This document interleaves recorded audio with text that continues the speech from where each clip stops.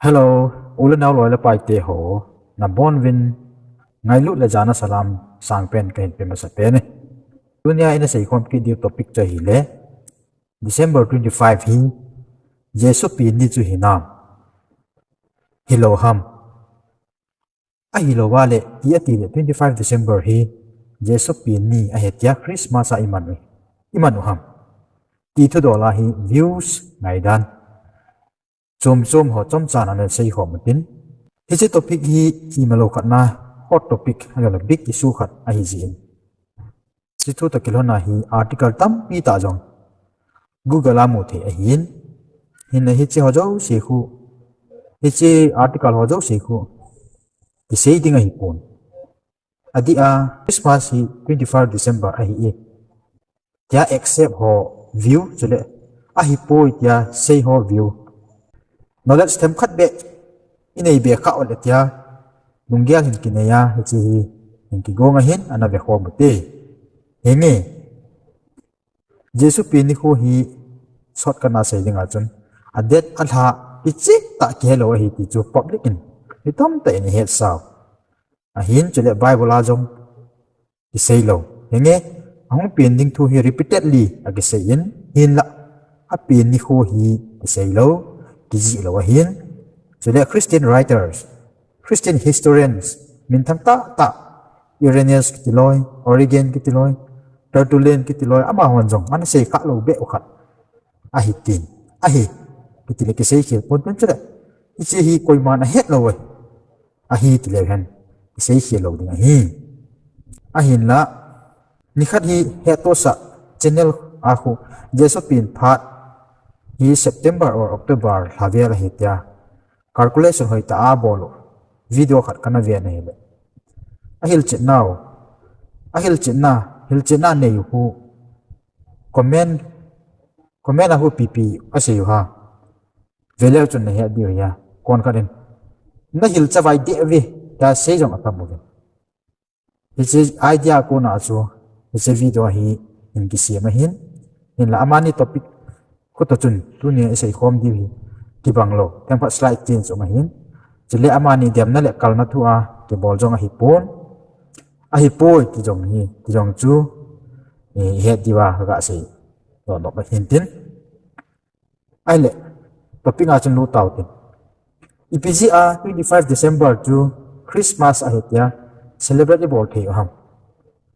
a hi lo wale 25 December hi Jesu Penni hi ta accept ho view positive views ti tin hichi jo ga be ma saw te positive view kiti jong le outside the bible thungen ki sei ni ji in ne ki he them di hi ki he sa ki hin tin positive view number 1 a chen hitin a sei den bitam pin a sei chu ti ham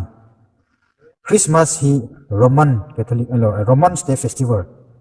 Saturnalia means honor of Roman god Saturn kiti festival hi December ha date 17 to 23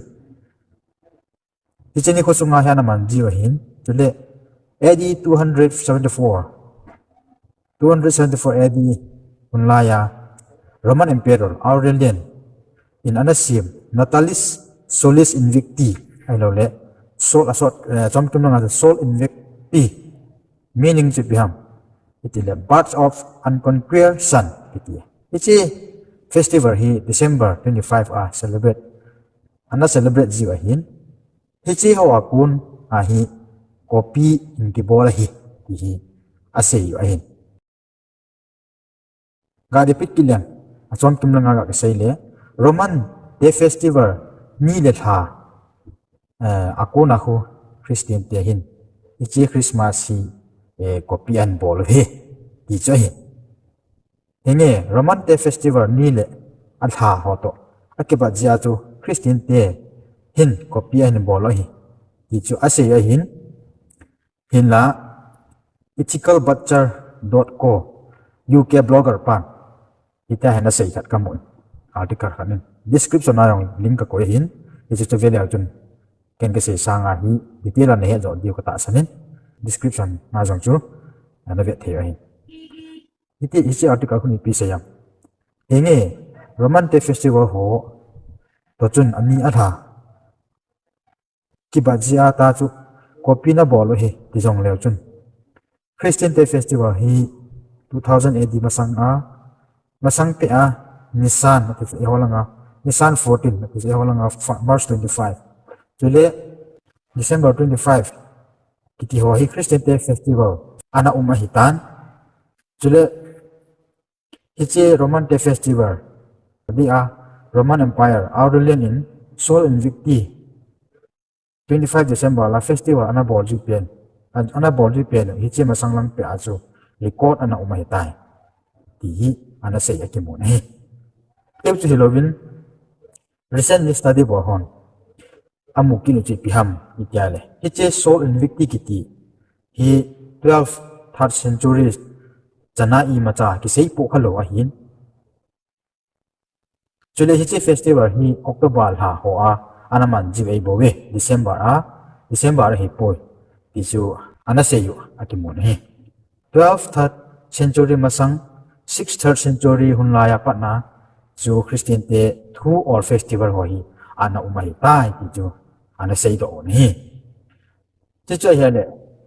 hiche article akona chi pi mu tewam itiale December 25 hi Roman Day festival jole ni la hi copy hi poi amho festival akona chu hon 25 December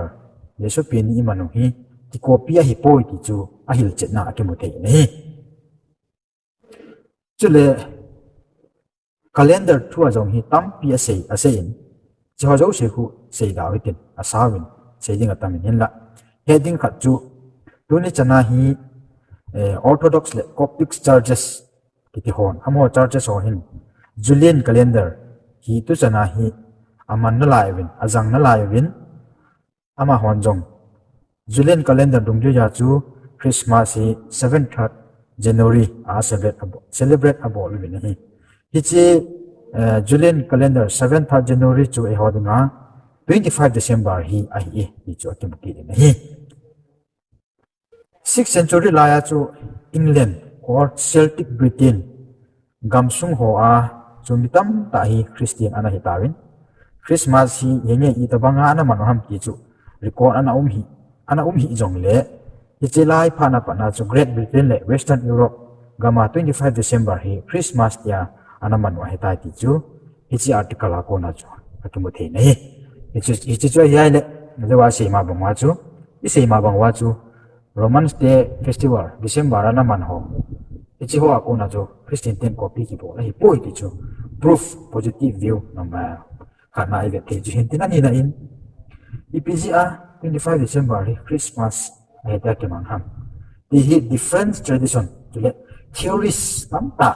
jong omin adia early Christian tradition khaden ase ji piham thagau thingin Mary anaki mo pihun naw na bob dinga hi ya anaki ho pihun phat chu March 25 ahin ichi apana chu hako sim to ai le December 25 chu Jesu Penni hi ti chu ana sei thupi pen le agin chat pen wa hi ne Jesu ke hon tun Jesu Penni le athini hi kiba same day ahi means Jesus was conceived and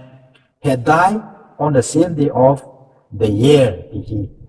early Christian who believed tasan the view ahi ti jong chu akimuki ne he athum na in AD 306 to 373 Syria mi Saint Ephraim kitipahin Jesu chu anasein Jesu chu Nisan 10 ahin Nisan 10 che hoa ni holanga March 25 ahin Jitan so March 25 became a fixed date on the Gregorian calendar to make this movable dates on the Jewish calendar kin ana sejong chu akimuki de nahi ali na in chule Jewish festival of light Hanukkah tialong kisei kihe kiza hiche Hanukkah kitihi Kislev 25 evening akipan the months in the Jewish calendar that occur about the same as December na Hiche Hanukkah festival hi kum sota gambuji ailole mi khu noya umjiu ailol adang dang ji a kum sota ana practice lo ahitan hijong le Jesu humpin jo ilehen Jesu jong chu Jews khat ahi kile. This could be the another reason that helped the early church choose December 25 for the date of Christmas tihi view lina a ana sei do nom ki cho he ai le to hin negative views na verkin akhat na in a negative langa views number 1 na chun ti sei bang negative views Christmas 25 December ahipon ta sei ho ngai ta negative na is on the vekile hem ama hona sei chu Israel chate dinga Passover festival hi atupi mama khara hin ji chun vai po hon roman vai po hon census la dinga mi pi ho na invite hun hu chu Hiche pha chu Passover festival pha chu hi te in pi ji chun Jesu pin phat jong hi spring season March le April ha hidinga hi ti chu bin cha na view ngaidan me jong om ki de me Hiche chu negative view fa one number 1 na ahi Hiche Passover festival tu achu Mary le Joseph jong aga chiu chiba chu nawa nei da min te chu angai dan he ani nain Jesu pin hun hi autumn chu September lo le October ha hidinga hi ti ho group haram ki win ama ho na se chu ai le September or lo le October ha hin Jews of festival oi mo ta khat Sukkot or the feast of tabernacle ta dong ki he Hiche hi September or October ha man jiwe Hiche hi aman tingule Jews live outside in the temporary shelter ahin ama hi pha chom khat temporary outside jiu Hiche festival man tingule outside temporary jiu hi Hiche jiu ham tel tabernacle the word tabernacles come from Latin word meaning boat or huts tina ahin Hiche acho Hiche festival hun hi te in Roman son census la na dinga Israel te na ko nam chu in sunga lo hun huts bu sunga hun to akitu ji chun Mary le Joseph dinga jong chu lona ding mun lo hiding a hi ti chu ni tampin ta sana ani we Mary le Joseph chun na wo hi to 6 mile lang gamla hi chun ten akipu tha lo hiding a hin ji achu ama dinga chun hun na ding mun lo ana lo in ti chu ni tampi ta andong negative sana adi mo point na jong ai pon negative positive in can ji was negative but in Hiche chu point ni na views pa ni na mu phi chu ahin athum na chun ipiham thumna group na se ju ti Jesu pin pha hi 25 December hi poi ji chu poi man December ha ga na chingji pon chingji te pon lately November middle week hi tengle agan cha ho na ding dola ko tu ji adam thina dinga lo ka ju ana pi ji ta cha ko tu ji ta ji chu Jesu pin hun hi September or October la hi lo wale March or April ha hi me hi chom ho din cha dan views ngaidan athumai mu thi cho he ani na hi ne thimpu jekra in thimpu na to na hun o ija kai hu calculate bor wa luk bung nia ki sei bung aku calculate bor wa le